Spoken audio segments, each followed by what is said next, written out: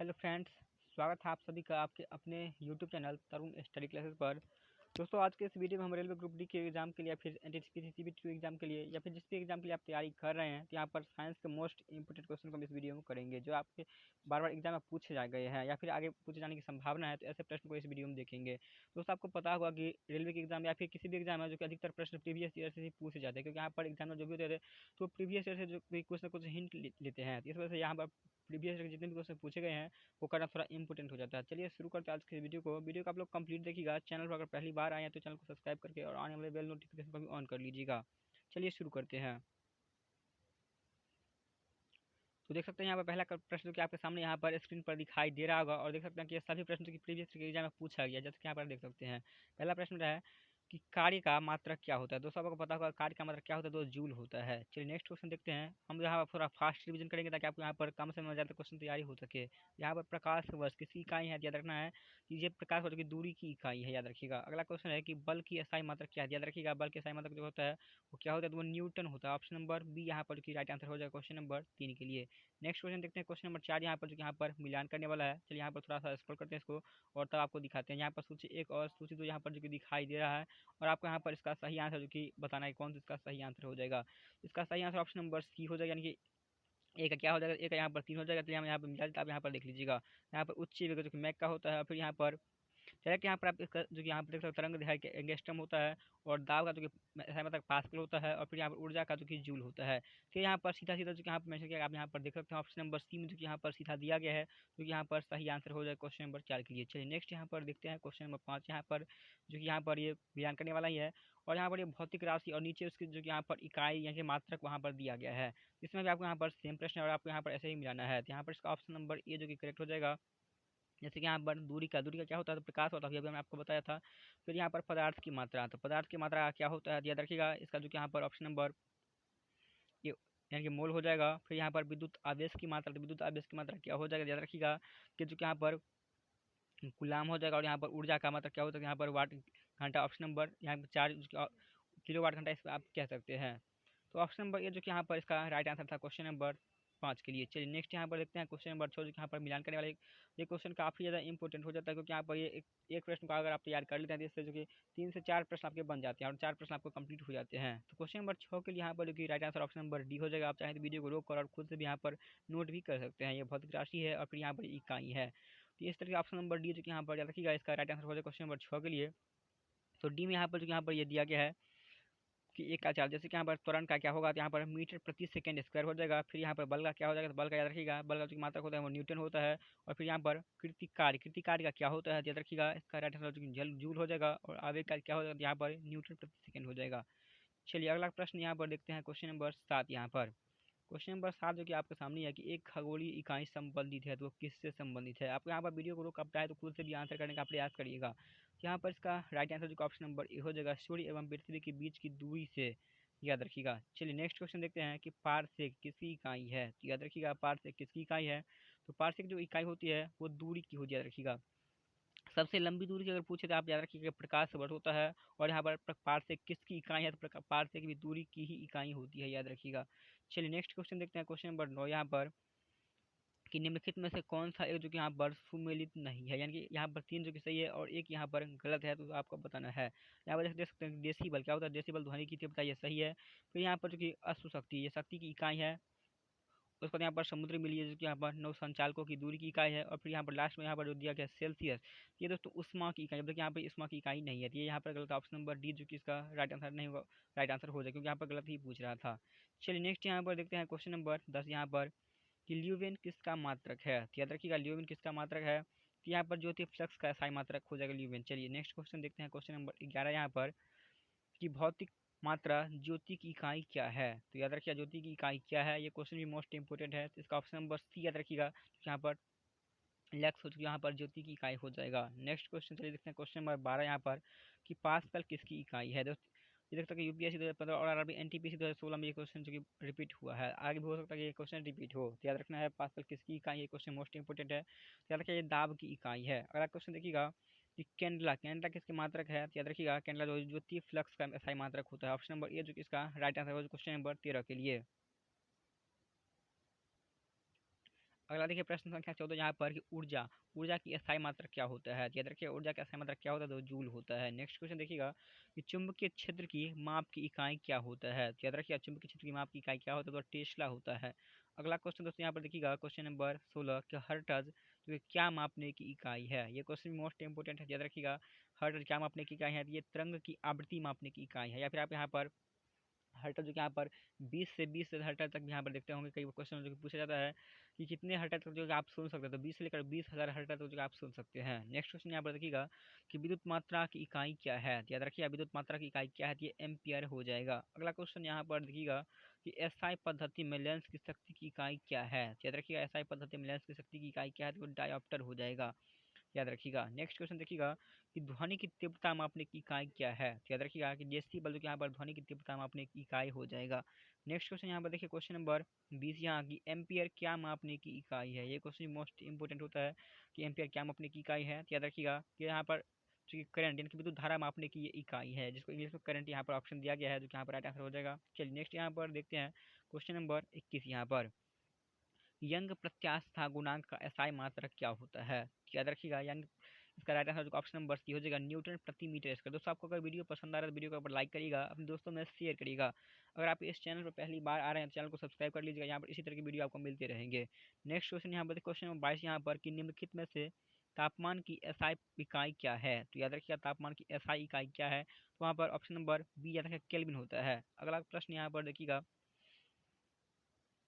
कि किसी पदार्थ की प्रतिरोधकता जो कि किस इकाई से व्यक्त की जाती है। तो याद रखिए किसी पदार्थ की जो कि प्रतिरोधकता किस इकाई से व्यक्त की जाती है, तो याद रखिए इसका राइट आंसर जो ऑप्शन नंबर सी जूल हो जाएगा। चलिए नेक्स्ट यहाँ पर देखते हैं क्वेश्चन नंबर 25 यहाँ पर कि निम्नलिखित में से कौन एक जो कि यहाँ पर सदिश राशि नहीं है, यानी कि अदिश राशि कौन सा है। तो याद रखिए इसका राइट आंसर जो ऑप्शन नंबर डी हो जाएगा द्रव्यमान, जो कि एक प्रकार से यहाँ पर सदिश राशि नहीं है, यानी कि अदिश राशि है।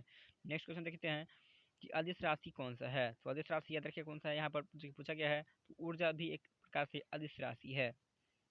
चलिए नेक्स्ट यहाँ पर देखते हैं क्वेश्चन नंबर 27 यहाँ पर कि निम्नलिखित में से कौन सी एक जो कि सदिश राशि है। तो याद रखिए कौन सी एक प्रकार से सदिश राशि है। ये क्वेश्चन मोस्ट सदिश और अदिश राशि से एक क्वेश्चन पूछा ही जाता है एग्जाम में। याद रखिए इसका right answer option number A संवेग एक प्रकार से अदिश जो यहाँ पर सदिश राशि है। नेक्स्ट क्वेश्चन देखिएगा कि निम्नलिखित में से कौन सी एक जो कि यहाँ पर राशि सदिश नहीं है। तो याद रखिए इसका राइट आंसर ऑप्शन नंबर जो कि यहाँ पर हो रहा है क्वेश्चन 28 के लिए डी हो जाएगा आयतन, जो कि एक प्रकार से यहाँ पर जो कि सदिश राशि नहीं है।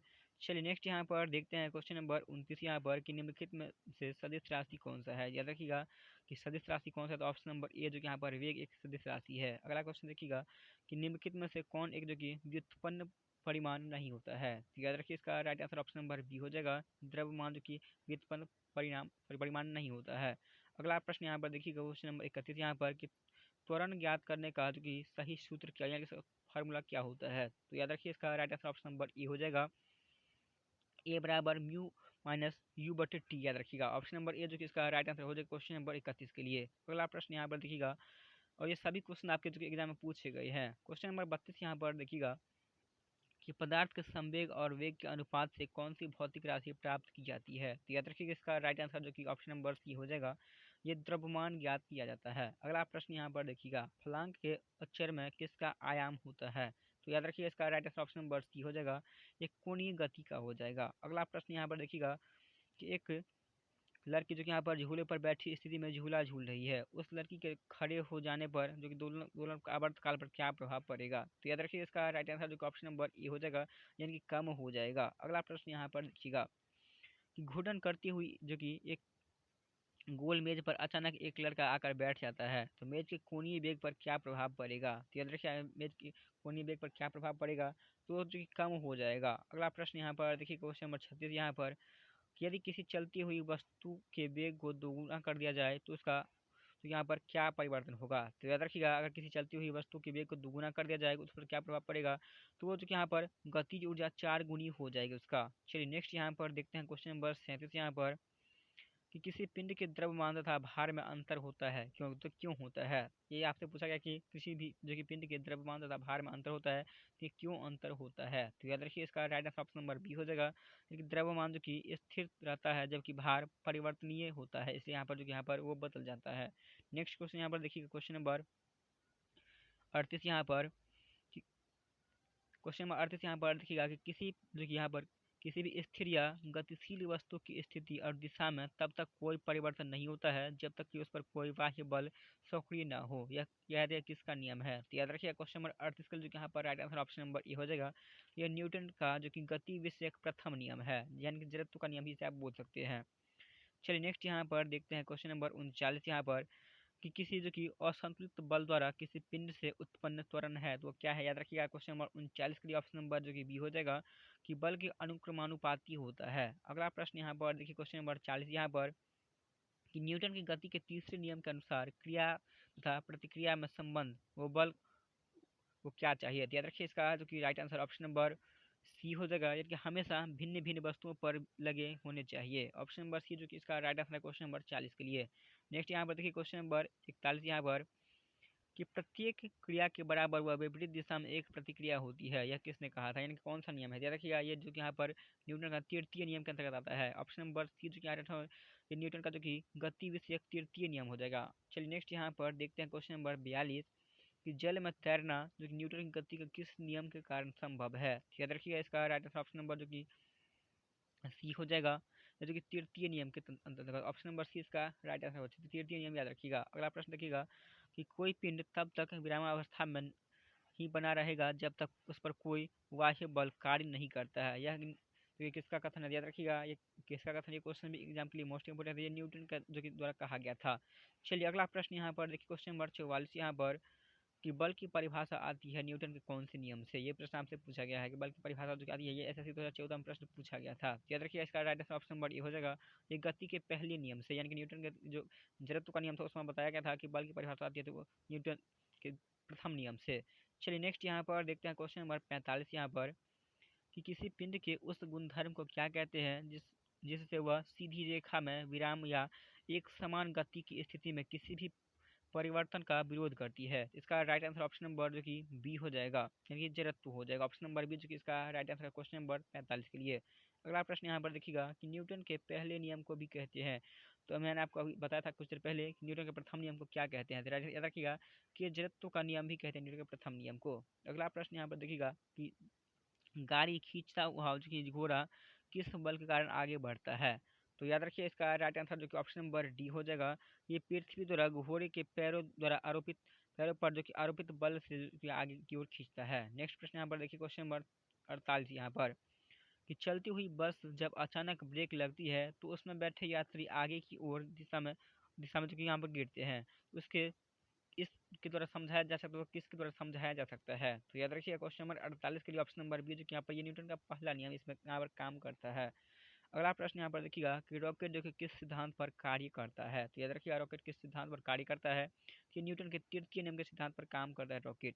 नेक्स्ट प्रश्न यहाँ पर देखिए क्वेश्चन नंबर 50 यहाँ पर कि अश्व यदि एकाएक चलना आरंभ कर दे, यानी कि घोड़ा के बारे में यहाँ पर बात कर रहा है कि अश्व यहाँ पर एकाएक चलना आरंभ कर दे तो अश्वारोही के गिरने की आशंका बढ़ जाती है, इसका क्या कारण है? इसका right answer of question number 50 के लिए ऑप्शन नंबर सी याद रखिएगा, ये विश्राम जड़त्व हो जाएगा। नेक्स्ट प्रश्न यहाँ पर देखिएगा क्वेश्चन नंबर 51 कि क्रिकेट का खिलाड़ी तेजी से आती हुई बॉल को क्यों अपने हाथ से पीछे खींच कर पकड़ता है? इसका right answer option number A याद रखिएगा कि जो कि बॉल विश्राम की स्थिति में आ जा सकती है, इसलिए यहाँ पर जो कि वो पीछे को खींचता है, ये यहाँ पर जो कि न्यूटन का प्रथम नियम काम करता है। चलिए नेक्स्ट यहाँ पर देखते हैं क्वेश्चन नंबर 52 यहाँ पर कि बल गुणनफल है किसका गुणनफल? याद रखिएगा क्वेश्चन नंबर 52 का जो कि यहाँ पर सही आंसर ऑप्शन नंबर बी हो जाएगा, ये द्रव्यमान और त्वरण का गुणनफल है। अगला प्रश्न यहाँ पर देखिए क्वेश्चन नंबर 53 यहाँ पर कि जब कोई व्यक्ति चंद्रमा पर उतरता है तो उसके शरीर में उपस्थित होता है तो क्या होता है? तो 53 के लिए यहाँ पर ऑप्शन नंबर बी याद रखिएगा कि भार घट जाता है तथा मात्रा अपरिवर्तित रहती है। ऑप्शन नंबर बी किसका राइट आंसर क्वेश्चन नंबर 54 के लिए। अगला प्रश्न यहाँ पर देखिएगा कि यदि हम भूमध्य रेखा से ध्रुवों की ओर जाते हैं तो गुरुत्व यानी कि जी का मान क्या होगा? यहाँ पर क्वेश्चन काफी ज्यादा इंपॉर्टेंट है, क्वेश्चन बार बार एग्जाम में पूछा गया है, याद रखिएगा इसका राइट आंसर जो ऑप्शन नंबर ए हो जाएगा, ये बढ़ जाता है, जितना तो हम ध्रुव की ओर बढ़ेंगे यानी कि गुरुत्वाकर्षण बल वहाँ पर उतना ज्यादा बढ़ जाएगा। चलिए नेक्स्ट यहाँ पर देखते हैं क्वेश्चन नंबर 55 यहाँ पर कि शरीर का वजन कहाँ पर समान होता है यहाँ पर या फिर कहाँ पर जो कि बढ़ जाता है, ये आपसे ऑप्शन यहाँ पर दिया गया है और इस ऑप्शन के अकॉर्डिंग यहाँ पर आपको सही आंसर लगाना है। तो याद रखिए क्वेश्चन नंबर 55 के यहाँ पर जो कि right answer option number B हो जाएगा, ये ध्रुव पर अधिक, यानी कि जितना भी आप ध्रुव की ओर बढ़ेंगे तो उतना आपका वजन जो कि बढ़ता जाएगा। ऑप्शन नंबर बी इसका राइट आंसर हो जाएगा और यह क्वेश्चन जो कि आरआरबी 2006 में पूछा गया था प्रश्न था। अगला प्रश्न यहाँ पर देखिए क्वेश्चन नंबर 56 यहाँ पर कि व्यक्ति पृथ्वी की सतह की तुलना में चंद्रमा की सतह पर अधिक ऊंचा क्यों उछाल सकता है। तो इसका right answer option number C हो जाएगा। याद रखिएगा कि चंद्रमा में जो कि गुरुत्वाकर्षण के कारण त्वरण पृथ्वी की तुलना में कम होता है। ऑप्शन नंबर सी यहाँ पर राइट आंसर हो जाएगा। चलिए अगला प्रश्न यहाँ पर देखिए क्वेश्चन नंबर 57 यहाँ पर कि 20 केजी के वजन को जमीन के ऊपर 1 मीटर की ऊंचाई पर पकड़े रखने से के लिए किया गया कार्य कितना होगा। तो याद रखिएगा इसका right answer option number D हो जाएगा। ये न्यूमेरिकल क्वेश्चन है तो शून्य जो कि जूल हो जाएगा, एक भी जूल यहाँ पर काम, यहाँ पर 1 मीटर ही ऊपर उठाया जा रहा है यहाँ पर। तो ऑप्शन नंबर डी यहाँ पर राइट आंसर हो जाएगा क्वेश्चन नंबर 58 के लिए। चलिए अगला यहाँ पर देखते हैं क्वेश्चन नंबर 58 यहाँ पर कि एक व्यक्ति एक दीवार को धक्का देता है पर उसे विस्थापित करने में असफल रहता है, तो वह कार्य हुआ अनेक उसका द्वारा किया गया कार्य का मात्रा क्या होगा। याद रखिए क्वेश्चन नंबर 58 यहाँ पर ऑप्शन नंबर ए हो जाएगा। यह कोई भी कार्य नहीं होगा क्योंकि यहाँ पर वो व्यक्ति जो कि धक्का देता है पर यहाँ पर वो असफल रहता है, इसका मतलब वो कोई भी कार्य यहाँ पर नहीं कर पाता है। ऑप्शन नंबर ए जो कि इसका राइट आंसर है क्वेश्चन नंबर 58 के लिए। चलिए अगला प्रश्न यहाँ पर देखते हैं क्वेश्चन नंबर 59 यहाँ पर कि पहाड़ी पर चढ़ता एक व्यक्ति आगे की ओर झुक जाता है, ये क्यों झुक जाता है। याद रखिएगा इसका राइट आंसर जो कि ऑप्शन नंबर डी हो जाएगा। ये मोस्ट इंपोर्टेंट क्वेश्चन है, वो जो कि स्थायित्व बढ़ाने के लिए जो कि यहाँ पर झुक जाता है। अगला प्रश्न यहाँ पर देखिए क्वेश्चन नंबर 60 यहाँ पर कि पीसा की ऐतिहासिक मीनार जो कि तिरछी होते हुए भी नहीं गिरती है, ये बीटा कहाँ पर स्थित है। याद रखिए इटली में स्थित है पीसा की ऐतिहासिक मीनार। तो यहाँ पर जो कि तिरछी होते हुए भी अभी तक यहाँ पर नहीं गिरती है, तो ये क्यों नहीं गिरती है। तो याद रखिए इसका right answer option number A हो जाएगा, क्योंकि इसके जो कि गुरुत्वाकेंद्र से जाने वाली ऊर्ध्वाधर रेखा जो कि आधार से होकर जाती है, इसलिए यहाँ पर वो अभी तक गिरती नहीं है। चलिए अगला प्रश्न यहाँ पर देखिए क्वेश्चन नंबर 61 के लिए, सॉरी 61 कि जाड़े की रातों में अत्यधिक ठंड पड़ने पर जो कि पानी की पाइप फट जाती है, तो ये क्यों फट जाती है। याद रखिए इसका राइट आंसर जो ऑप्शन नंबर सी हो जाएगा कि पानी जो कि जमने के बाद अपनी जो कि पानी का आयतन बढ़ जाता है और जैसे ही आयतन बढ़ेगा तो पाइप का आयतन तो नहीं बढ़ेगा, इसलिए वो फट जाता है। चलिए अगला प्रश्न यहाँ पर देखते हैं क्वेश्चन नंबर 62 यहाँ पर कि पानी से भरी जो कि डार्ट लगी बोतल जमने पर टूट जाएगी, तो क्यों टूट जाएगी। सेम प्रॉब्लम सेम क्वेश्चन ये भी है क्योंकि यहाँ पर जो कि आयतन उसका बढ़ जाएगा। तो ऑप्शन नंबर क्वेश्चन नंबर 62 जो यहाँ पर सी से हो जाएगा, ये जमने पर जल का आयतन बढ़ जाएगा, इस वजह से वो बोतल जो कि टूट जाएगा। चलिए अगला प्रश्न यहाँ पर देखते हैं क्वेश्चन नंबर 63 यहाँ पर कि जल के आयतन में क्या परिवर्तन होगा यदि तापमान 9 डिग्री सेल्सियस से गिराकर 3 डिग्री सेल्सियस कर दिया जाए। तो इसका याद रखिए इसका जो कि right answer option number C हो जाएगा, यानी कि आयतन पहले घटेगा और बाद में बढ़ेगा। इसका आयतन जो पहले घट जाएगा और बाद में आयतन बढ़ जाएगा।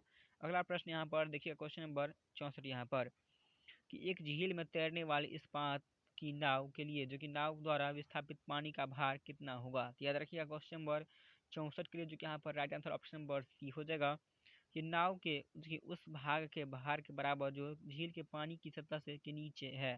ऑप्शन नंबर सी इसका राइट आंसर हो जाएगा। चलिए अगला प्रश्न यहाँ पर देखते हैं क्वेश्चन नंबर 65 यहाँ पर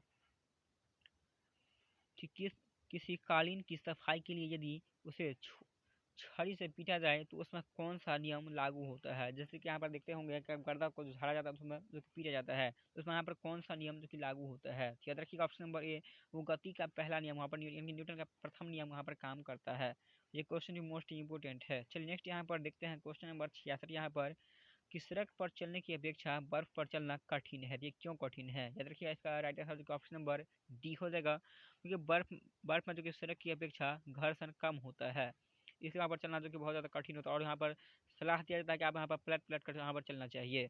चलिए नेक्स्ट प्रश्न यहाँ पर देखते हैं क्वेश्चन नंबर 67 यहाँ पर कि रोड़ी युक्त सड़क की तुलना में बर्फ पर चलना कठिन होता है, यानी कि रोड़ी वाला सड़क में भी चलना आसान होता है जबकि यहाँ पर बर्फ पर चलना कठिन होता है। ये प्रश्न एक तरह से सेम ही है। तो याद रखिए इसका right answer option number B हो जाएगा कि पैर तथा बर्फ के मध्य घर्षण बल जो कि रोड़ी एवं पैर के मध्य घर्षण बल की तुलना में कम होता है। ऑप्शन नंबर बी यहाँ पर राइट है। चलिए नेक्स्ट यहाँ पर देखते हैं क्वेश्चन नंबर 68 यहाँ पर कि लकड़ी के सिलेंडर जो कि पात्र को खींचने की वजह लुढ़कना आसान होता है, क्यों आसान होता है। तो क्वेश्चन नंबर 68 के लिए यहाँ पर ऑप्शन नंबर बी याद रखिएगा कि जो कि यहाँ पर लुढ़कन अवस्था का घर्षण बल फिसलन अवस्था के घर्षण बल की तुलना में बहुत कम होता है। नेक्स्ट प्रश्न यहाँ पर देखते हैं क्वेश्चन नंबर 69 यहाँ पर कि एक नदी में चलता हुआ जहाज समुद्र में जो कि आता है तो जहाज का स्तर थोड़ा सा उठ जाता है, देख क्यों उठ जाता है। तो क्वेश्चन 69 को याद रखिए ऑप्शन नंबर बी यहाँ पर कि थोड़ा सा ऊपर वो उठ जाएगा, यानी ऐसा पर क्या जहाज के स्तर पर क्या प्रभाव पड़ेगा, तो वो उठ जाता है थोड़ा बहुत,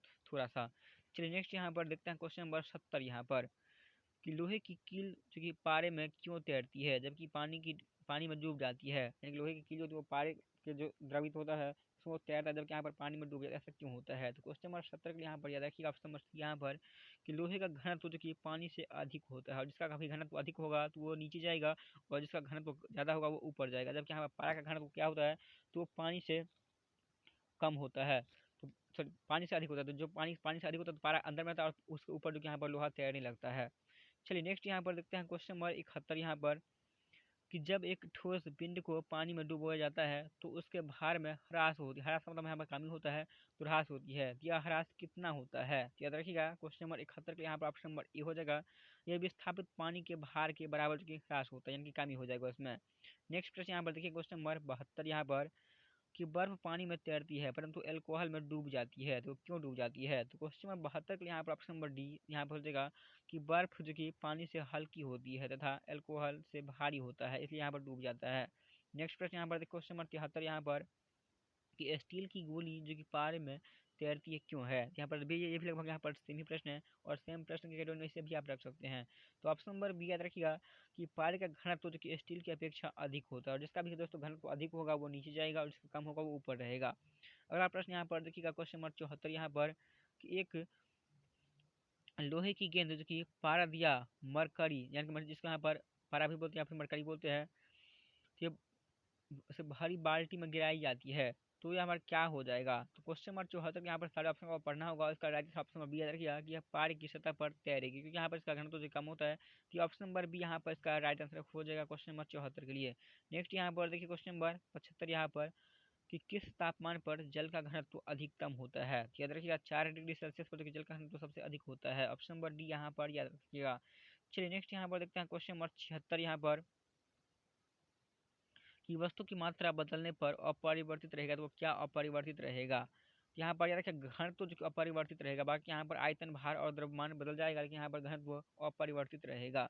नेक्स्ट प्रश्न यहाँ पर देखिए क्वेश्चन नंबर 77 यहाँ पर कि तैराक को नदी के मुकाबले समुद्री पानी में तैरना आसान क्यों लगता है? तो क्वेश्चन नंबर 77 के यहाँ पर ऑप्शन नंबर सी याद रखिएगा कि समुद्री पानी का घनत्व साधारण पानी से ज्यादा होता है, ऑप्शन नंबर सी याद रखिएगा। अगला प्रश्न यहाँ पर देखिएगा कि बादल किस कारण से वायुमंडल में तैरते हैं? तो याद रखिए वायुमंडल में किस तरह जो तैरते हैं, तो ऑप्शन निम्न घनत्व के कारण जो कि यहाँ पर बादल वायुमंडल में तैरते हैं। अगला प्रश्न यहाँ पर देखिए क्वेश्चन नंबर 79 यहाँ पर कि समुद्र में जो कि पल्लवन करते आइसबर्ग का कितना भाग समुद्र के ऊपर की सतह पर रहता है? तो याद रखिए क्वेश्चन नंबर 79 के लिए यहाँ पर ऑप्शन नंबर जो कि ये हो जाएगा, और ये काफी इंपॉर्टेंट क्वेश्चन, 1/9 भाग ही ऊपर रहता है, यानी कि 9 में एक भाग जो कि ऊपर रहता है, बाकी 8 भाग जो कि पानी के अंदर रहता है। चलिए नेक्स्ट यहाँ पर देखते हैं क्वेश्चन नंबर 80 यहाँ पर कि बांध के नीचे की दीवार मोटी बनाई जाती है, तो ये क्यों मोटी बनाई जाती है? तो याद रखिएगा ऑप्शन नंबर यहाँ पर कि गहराई बढ़ने के साथ द्रव का दाब बढ़ता है, इसलिए जो कि बांध के नीचे की दीवार जो मोटी बनाई जाती है, आप देखे भी होंगे। अगला प्रश्न यहाँ पर देखते हैं क्वेश्चन नंबर 81 यहाँ पर कि बर्फ पर स्केटिंग करना, यानी कि वहां पर बर्फ पर चलना प्रदर्शित करता है कि दाब बढ़ने पर बर्फ का गलनांक क्या होगा, यानी कि बर्फ के गलनांक पर क्या प्रभाव पड़ेगा? तो इसका राइट आंसर क्वेश्चन नंबर 81 के लिए जो ऑप्शन नंबर बी याद रखिएगा कि घट जाता है। अगला प्रश्न यहाँ पर देखिए क्वेश्चन नंबर 82 यहाँ पर कि चौराहे पर पानी के फुहारे में जो कि गेंद नाचती है, तो ये क्यों नाचती है? तो क्वेश्चन नंबर 82 के लिए यहाँ पर ऑप्शन नंबर ए रखा कि पानी का वेग अधिक होने से जो कि दाब घट जाता है। नेक्स्ट यहाँ पर देखिए क्वेश्चन नंबर 83 यहाँ पर कि भारी हिमखंड शीर्ष के जो कि अपेक्षा निचले तल से पिघलता है, तो ये क्यों पिघलता है? तो क्वेश्चन नंबर 83 के लिए यहाँ पर ऑप्शन नंबर बी याद रखिएगा कि जो कि यहाँ पर निचले तल का दाब अधिक होने के कारण गलनांक घट जाता है। अगला प्रश्न यहाँ पर देखिए क्वेश्चन नंबर 84 यहाँ पर कि दलदल में फंसे व्यक्ति को लेट जाने की सलाह दी जाती है, तो क्यों लेट जाने की सलाह दी जाती है? तो क्वेश्चन नंबर 84 के लिए यहाँ पर ऑप्शन नंबर ए याद रखिएगा कि क्षेत्रफल जो कि अधिक होने से दाब कम हो जाता है, ऑप्शन नंबर ए यहाँ पर याद रखिएगा। चलिए अगला प्रश्न यहाँ पर देखते हैं क्वेश्चन नंबर 50 यहाँ पर कि बर्फ के दो टुकड़ों को आप आपस में दबाने पर टुकड़ों का आपस में चिपक जाते हैं, तो ऐसा क्यों होता है? तो याद रखिएगा ऐसा क्यों होता है, वो क्यों चिपकता है? तो दाब अधिक होने से बर्फ का गलनांक घट जाता है, इसलिए वो टुकड़े आपस में चिपक जाते हैं। अगला प्रश्न यहाँ पर देखते हैं क्वेश्चन नंबर 86 यहाँ पर कि प्रायः तेज आंधी आने पर जो ये फूस या टीन की हल्की छतें उड़ जाती है, क्यों? ये क्यों उड़ जाती है टीन या फिर हल्की छतें फूस की जो होती है वो क्यों उड़ जाती है? तो 86 के लिए ऑप्शन नंबर सी याद रखिएगा कि छत के ऊपर जो कि बढ़ने वाली उच्च वेग की वायु छत की सतह पर दाब उत्पन्न कर देती है और तथा छत के नीचे दाब सामान्य रहता है, इसलिए वो उड़ जाती है। नेक्स्ट यहाँ पर देखते हैं क्वेश्चन नंबर 87 यहाँ पर कि रेल की पटरी के नीचे लकड़ी या कंक्रीट की चौड़ी पट्टियां लगाई जाती है, जिससे कि यानी कि क्यों लगाई जाती है ये, तो याद रखिए क्वेश्चन नंबर 87 का ऑप्शन नंबर डी यहाँ पर कि रेलगाड़ी द्वारा लगाया गया दाब कम हो जाए, यानी कि वहाँ पर जो दाब का क्षेत्र होगा तो ऐसे पट्टी होता है, तो यहाँ पर ऐसे जो कि यहाँ पर लकड़ी बिछाया जाता है ताकि वो दाब जो कि कम हो जाए। चलिए नेक्स्ट यहाँ पर देखते हैं क्वेश्चन नंबर 88 यहाँ पर कि पहाड़ों पर जो कि कभी कभी व्यक्तियों के नाक व मुंह से खून निकलने लगता है, ये क्यों निकलने लगता है, तो क्वेश्चन नंबर 88 के लिए ऑप्शन नंबर डी याद रखिएगा कि ऊंचाई बढ़ने के साथ वायुमंडलीय दाब घटता जाता है और वहाँ पर ऑक्सीजन का अभाव हो जाता है। नेक्स्ट यहाँ पर देखते हैं क्वेश्चन नंबर 89 यहाँ पर कि हवाई जहाज में जो कि फाउंटेन पेन से स्याही बाहर निकल जाती है, ये क्यों निकल जाती है। 89 के लिए ऑप्शन नंबर ये याद रखिएगा कि ऊंचाई बढ़ने से जो कि वायु दाब में कमी आती है और इस वजह से पेन का स्याही जो कि रिसाव होने लगता है, यानी कि वो बहने लगता है। अगला प्रश्न यहाँ पर देखते हैं क्वेश्चन नंबर 90 यहाँ पर यदि पृथ्वी का द्रव्यमान वही रहे और त्रिज्या 1% कम हो जाए तब पृथ्वी के तल पर जी का मान क्या होगा, यानी कि गुरुत्वाकर्षण का मान क्या हो जाएगा, तो याद रखिए ऑप्शन नंबर बी यहाँ पर 2% बढ़ जाएगा। अगला प्रश्न यहाँ पर देखते हैं क्वेश्चन नंबर 91 यहाँ पर कि ऊंचाई की जगहों पर पानी 100 डिग्री सेल्सियस के नीचे के तापमान पर क्यों उबलता है, तो याद रखिए इसका right answer option number A हो जाएगा क्योंकि वायुमंडलीय दाब कम हो जाता है तथा उबलने का बिंदु नीचे आ जाता है। ऑप्शन नंबर ए जो कि यहाँ पर राइट आंसर हो जाएगा क्वेश्चन नंबर 91 के लिए। अगला प्रश्न यहाँ पर देखिएगा क्वेश्चन नंबर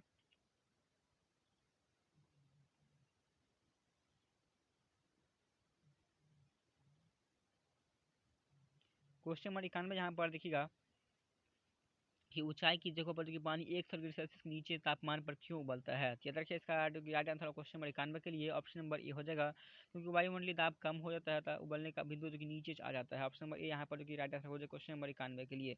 चलिए अगला प्रश्न यहाँ पर देखते हैं क्वेश्चन नंबर 92 यहाँ पर कि साबुन के बुलबुले के अंदर का दाब क्या होता है, ये क्वेश्चन भी काफी ज्यादा इंपोर्टेंट और कई बार एग्जाम में रिपीट हुए। यहाँ पर देख सकते हैं कि यूपीएससी 1995 के एग्जाम में भी ये क्वेश्चन जो कि पूछा गया था, ये क्वेश्चन भी आपके लिए मोस्ट इंपोर्टेंट होने वाला यानी कि होगा। याद रखिए इसका राइट आंसर जो कि ऑप्शन नंबर ए हो जाएगा वायुमंडलीय दाब से अधिक होता है।